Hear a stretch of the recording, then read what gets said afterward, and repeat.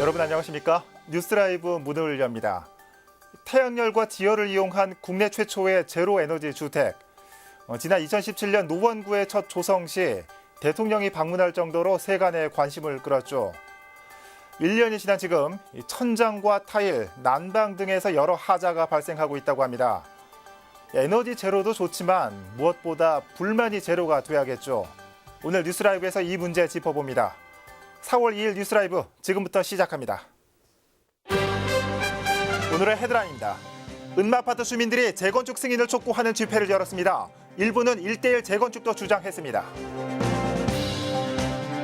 지난 2017년 말 입주가 시작된 노원구 제로하우스 주택에 천장이 들뜨고 온수 난방 불량 등 수천 건의 하자가 발생했습니다. 지하철 9호선 4단계 사업 발표 후 강동구 고덕동 주민들 사이에서 종착역 위치를 두고 갈등을 보이고 있습니다. 서대문구의회 초선 의원들을 중심으로 해외 출장 규정을 강화하자는 목소리가 나오고 있습니다. 외유성 논란을 사전에 없애자는 겁니다.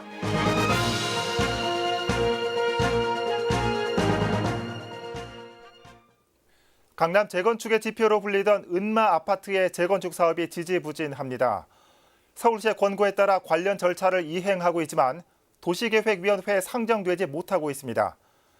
주민들이 지지부진한 재건축 승인을 촉구하며 대규모 집회에 나섰습니다. 조아연 기자입니다. 오래돼 낡고 녹슬어 구멍까지 뚫려버린 배수관. 은마아파트 재건축 조합 주민들이 서울시청 앞에 모인 이유입니다. 서울시의 권고대로 49층의 초고층 계획도 35층으로 바꾸고 기부 체납 조건도 모두 수용했는데 아직까지 재건축 승인을 받지 못하고 있는 상황입니다. 한때 강남 재건축의 상징처럼 불렸지만 16년 동안 서울시의 문턱을 넘지 못하고 한 발짝도 나가지 못하고 있습니다. 누구의 눈치를 볼 게 아닙니다. 옛날에는 재산권을 운운하고 남들이 재산권을 운운했지만 우리는 재산권이 아닌 생존권입니다. 생존권. 지은 지 41년 된 은마아파트. 재건축 안건이 서울시 도시계획위원회에서 좌절된 것만 모두 5차례입니다. 주민들은 지난해 8월에도 정비계획안을 제출했지만 서울시는 반년 넘게 묵묵부답으로 일관하고 있다며 도계위 상정을 촉구하고 나섰습니다. 지난 2010년 3월 재건축 안전진단에서 D등급을 받을 정도로 낡아 단전과 누수, 승강기 고장에 더 이상 고치며 살기도 어렵다는 게 주민들의 말입니다. 아주 낡아서 지금 일주일이면 두세 번씩 이게 단수가 되고 그럽니다. 공유관이 터지고 막 해서 겨울 한번 날리면 아주 난리를 제낍니다. 그리고 녹물 나오지. 음료로도 못 쓰고 목욕도 못 하고 그런 정도까지 와 있습니다, 지금. 서울시는 국토교통부와 함께 주택시장 안정을 위한 태스크포스 팀을 구성해 앞으로 대규모 재건축 개발에 대한 논의를 벌여나간다는 입장입니다. 일부 주민들은 기존 정비계획안을 폐기하고 1:1 재건축을 추진하자는 목소리를 내고 있는 상황입니다. 딜라이브 서울 경기 케이블 TV 조아연입니다. 노원구 하계동에는 에너지 제로 주택이 있습니다. 자연 에너지를 활용해 말 그대로 에너지가 거의 안 드는 곳이라고 할 수 있습니다. 친환경 주택으로 주목받은 이곳이 입주 이후 수천 건의 하자가 발생해 논란이 일고 있습니다. 박선아 기자의 보도입니다. 노원구 하계동 에너지 제로주택 입주가 시작된 건 지난 2017년 11월입니다. 입주민 사전 점검에서 1000여 건의 하자가 접수됐고 이후 1년 넘는 기간 동안 1,800여 건의 크고 작은 문제가 생겼습니다. 천정 등 도배벽지 운운 현상 259건, 욕실 주방 타일 배불림 336건, 특히 난방 운수 제어 설비의 경우 550건의 하자 민원이 접수됐습니다. 총 2,818건 접수해서 2,782건의 처리로서 약 99% 이제 처리율을 지금 하고 있습니다. 에너지 제로 주택은 화석 연료 대신 태양열과 지열을 활용해 냉난방을 하고 있습니다. 에너지 비용이 거의 들지 않는 친환경 주택으로 주목받는 곳입니다. 그런데 난방 온수 시설에 하자가 가장 많이 발생하면서 건립 취지가 무색해진 것 아니냐는 지적이 일고 있습니다. 제로하우스라는 것은 난방이라든지 이런 환기라든지 아까 그러한 부분에서 사실 제일 우선적으로 시공이 돼야 되는데도 불구하고 이런 부분에서 많이 나타나는 이유가 뭡니까? 시공사 측은 국내 첫 시도다 보니 예상치 못한 결과가 발생했다며 수천 건 하자 발생을 인정했습니다. 수시로 상황을 확인하고 개선시키겠다는 입장입니다. 여기가 시범 단지인 만큼 첫 술에 배부르지는 않다고 생각이 되거든요. 어쨌든 여기서 나오는 문제점은 저희가 모니터링을 하고. 노원구 의회 공공건축물 특위는 이번 현장 방문 활동을 토대로 결과 보고서를 작성할 계획입니다. 하자들이 많이 발생을 해서 조금 더 오늘 방문을 통하고 그리고 자료 요청을 해서 지금 요청 중입니다. 구정질문과 행정사무 감사 등을 통해 집행부 책임은 없는지 따져 물을 계획이라고 밝혔습니다. 드라이브 서울경기케이블TV 박선아입니다.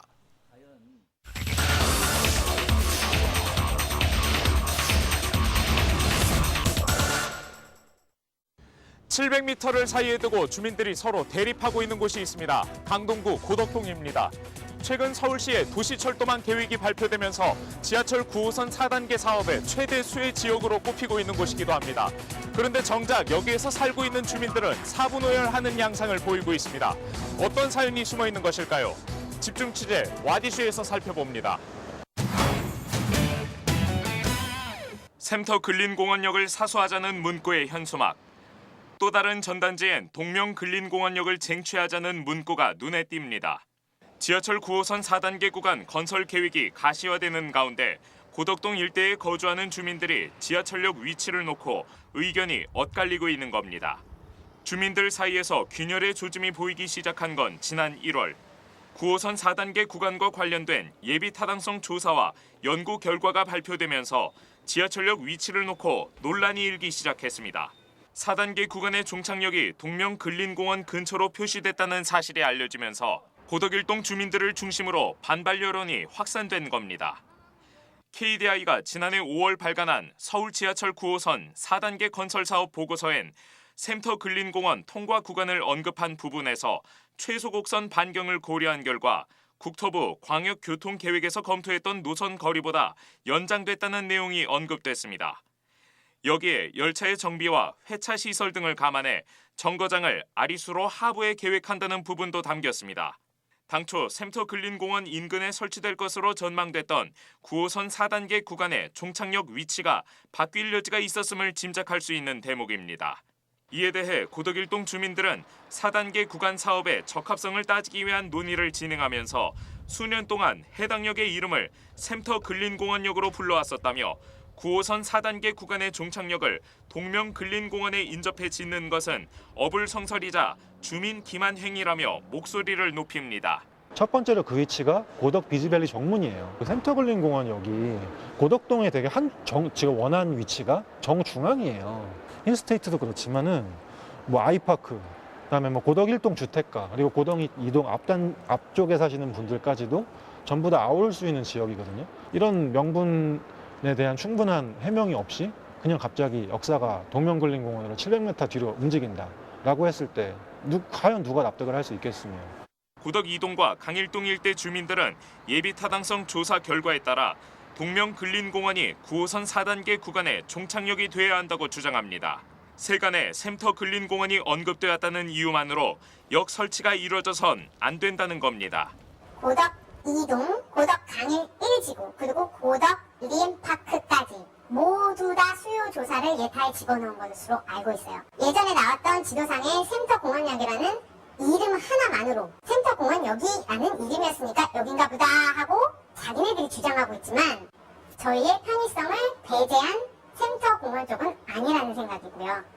9호선 4단계 구간에 종착역 설치를 두고 고덕동 주민들이 옥신각신하는 가운데 강동구청은 샘터 근린공원과 동명근린공원을 주장하는 주민들의 의견을 검토해달라고 서울시에 건의한 상황. 서울시 측은 9호선 4단계 구간의 종착역 위치를 놓고 고덕동 일대를 중심으로 민원이 계속되고 있는 만큼 향후 주민 의견을 청취해 역 위치를 검토하겠다는 입장입니다. 기가 진행 중이고 그 위치가 등 결정이 안 됐고 전문기술자분들이 투입이 돼서 검토를 진행하고 있어요. 터반 정거장 위치에 대해서는 검토가 좀 충분히 진행된 다음에 공청회나 이런 걸 통해서 주민분들께 설명을 드릴 예정이고요.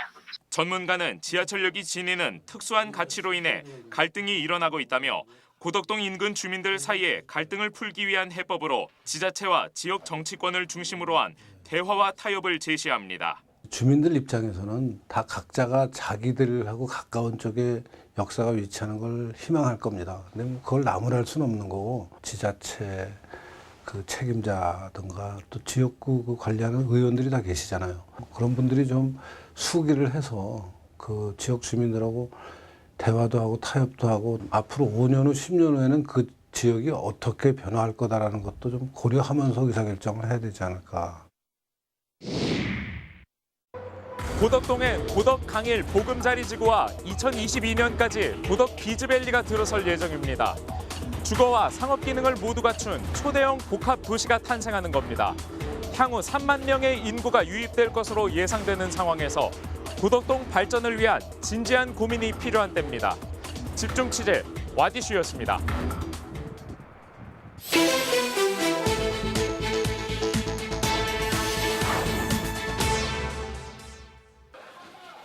어제 오후 5시 30분쯤 금천구 시흥동의 한 아파트에서 불이 났습니다.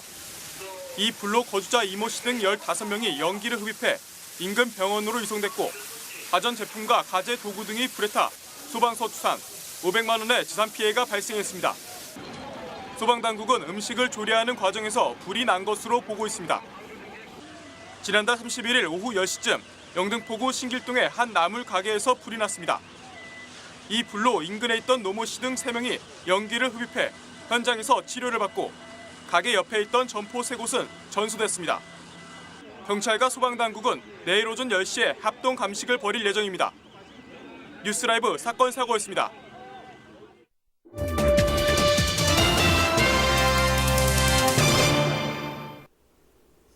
의회 사무과 직원 인사 문제로 불거진 중구청과 중구의회 갈등이 확산되고 있습니다. 전국 시군구 의장협의회의 규탄 성명에 이어 중구의회 전직 의원들도 대책 마련에 나섰습니다. 막혀있던 대화의 물꼬가 트일지 관심이 모아지고 있습니다. 지혁배 기자입니다. 지난 1월 단 한 차례 임시회가 열린 이후 사실상 개점 휴업에 들어간 중구의회.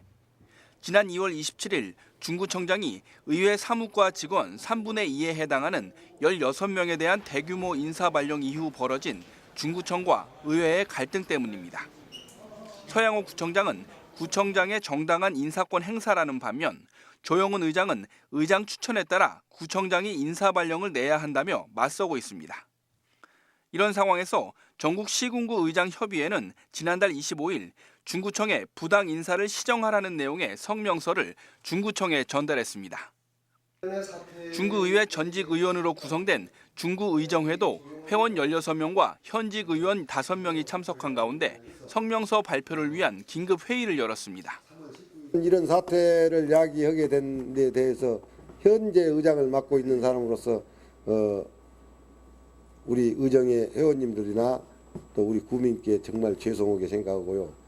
조영은 의장은 경과 보고를 통해 인사 발령 이후 구청장이 의정 활동을 할 수 없을 정도로 의회 관련 업무를 통제하고 있다고 토로했습니다. 이어 최근 48억 원 규모의 추경 예산안도 택배로 보내왔는데 관련 자료 제출 요구는 들어주지 않는다고 밝혔습니다. 1시간여의 비공개 회의에선 성명서 발표를 보류하고 먼저 오세홍 현 의정회장을 포함한 5명의 대표단을 구성해 구청장과 만나는 것으로 결정됐습니다. 구청장과談判 이후 결과에 따라 대응 방안을 논의한다는 계획입니다. 정식 공문을 만들어서 구청장실로 보내갖고 그래야 이제 이게 증거가 되잖아. 그래서 누구가 나오든 뭐 이렇게 하게 되면은 그냥 다시 서면서 하는 걸로. 서양호 구청장은 간부회의에서 구의회는 내가 책임지겠다.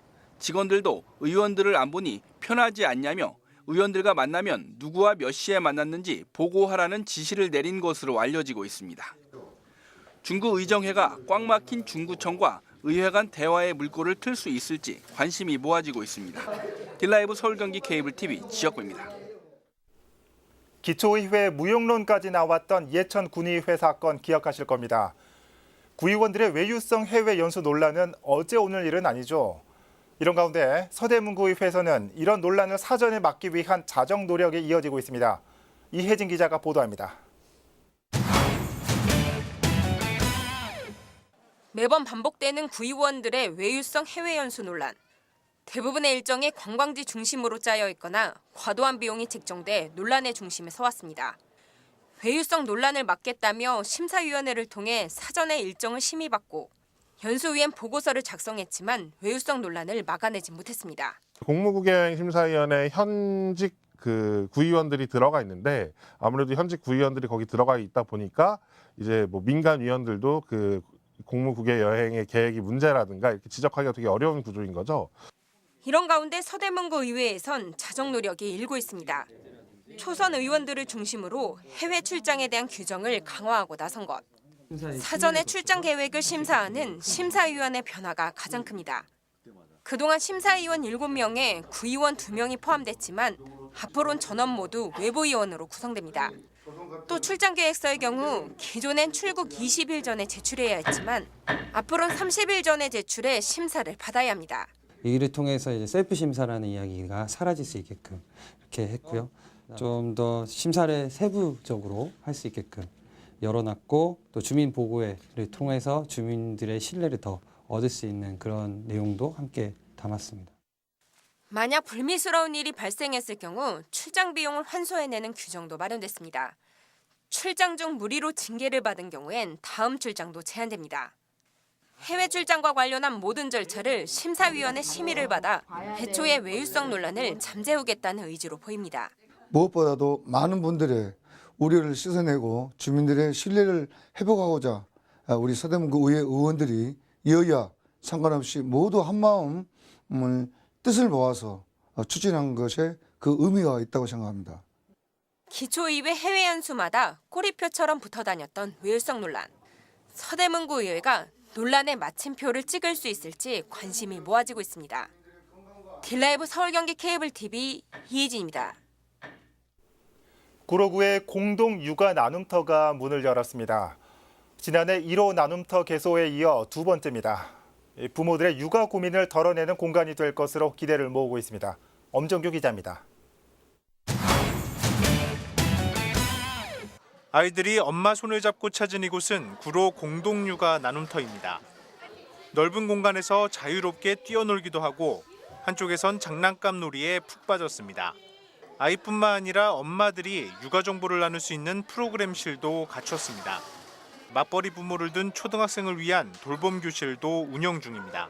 근데 이런 공간이 생겨서 너무 좋고 또 안전하고 또 좋은 시설이 생겨서 많이 이용할 것 같습니다. 우리가 어린이집 끝나고 여기 와서 자주 좀 친구들이랑 어울릴 수 있는 그런 공간이 될 것 같아서. 공동육아 나눔터는 육아 문제를 부모와 마을이 나서 해결하자는 의지가 담겼습니다. 이웃 간 서로의 아이를 돌봐주는 가족 품앗이 음악과 미술 등 상시 수업 등의 지원 프로그램이 이를 뒷받침합니다. 부모들의 관심도 높아 지난해 먼저 문을 연 가리봉동 공동육아 나눔터에는 월 평균 200여 명의 발길이 이어지고 있습니다.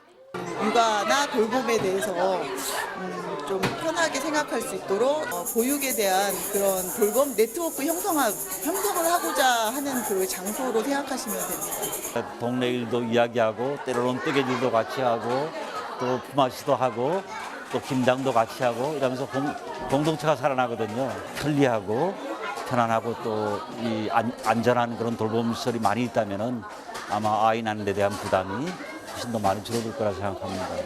구로 공동육아 나눔터는 회원 가입 후 평일은 오전 10시부터 오후 6시, 토요일은 오후 2시까지 아이와 부모 누구나 이용할 수 있습니다. 딜라이브 서울 경기 케이블 TV 엄종규입니다. 서울 지역에 봄꽃이 만발했습니다. 성동구 응봉동에서는 개나리 축제가 열려 주말 동안 3만 명의 시민들이 찾았습니다. 봄꽃이 어우러진 현장에 조성엽 기자가 다녀왔습니다. 샛노란 자태를 드러낸 봄의 꽃. 봄꽃을 찾은 이들의 발길이 촘촘히 이어집니다. 계단을 오르는 만큼 풍경은 새로워지고 그때마다 사진을 찍느라 여념이 없습니다. 40년 우정을 머금은 중년의 여성들은 친구의 동네에서 봄날의 정취에 취해봅니다. 좀 조용한 동네인데 이 축제 기간에 많은 분들이 찾아주고 특히 이제 봄 소식을 전하는 첫 소식으로 많이 나오더라고요. 응봉산이. 그래서 뿌듯하고 자부심 높고 뭐 자랑스러워요. 겨울에 움츠렸다가 꽃 보니까 이제 생기도 나고 이제 그래서 아주 기분이 좋아지죠. 개나리꽃 개화 시기에 맞춰 축제도 개막했습니다. 아이들의 합창으로 문을 연 축제에선 3일간 가족 백일장과 그림 그리기 대회 그리고 환경 콘서트 등 각종 공연이 펼쳐졌습니다. 개나리 보면 뭔가 흐뭇해지고 광경이 이뻐가지고 노래 부르기도 참 좋은 것 같아요. 마음 편해지는 것 같아요. 그동안 쌓여있던 게 좀 내려가는 것 같아요. 올 한국이 원산지고 우리나라 전역에서 피고 또 꽃말도 희망이고 그렇습니다. 개나리 더 많이 사랑해 주시기를 바랍니다. 이번 응봉 개나리 축제엔 3만 명의 시민이 다녀간 걸로 추산됩니다. 성동구는 이달 5일과 9일 송정마을과 금오산에서 벚꽃 축제도 개최할 예정입니다. 딜라이브 서경기 케이블 TV 조성혁입니다. 강동구가 정책 내용과 집행 과정을 살펴볼 수 있는 국민신청 실명제를 도입합니다. 국민신청 실명제는 30억 원 이상의 예산이 투입되거나 1억 원 이상의 연구 용역에 진행되는 사업들의 내용과 담당자 실명 등을 확인할 수 있는 제도입니다. 신청을 희망하는 주민은 강동구청 홈페이지에 게시된 신청서를 내려받아 우편이나 이메일로 접수하면 됩니다.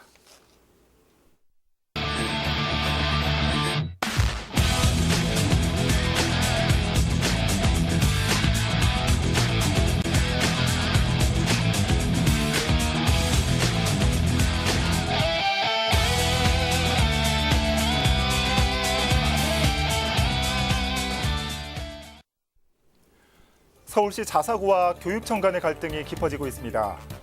어제 서울 자사고 연합회가 서울시 교육청의 평가를 거부한다는 입장을 다시 한번 밝혔습니다. 자사고의 이런 행보가 자칫 일반고 전환이나 행정처분으로 이어질 수도 있는 상황인데 행여나 학생들의 학습권에 불똥이 튀어서는 안 될 겁니다. 뉴스라이브 마칩니다. 시청해 주셔서 고맙습니다.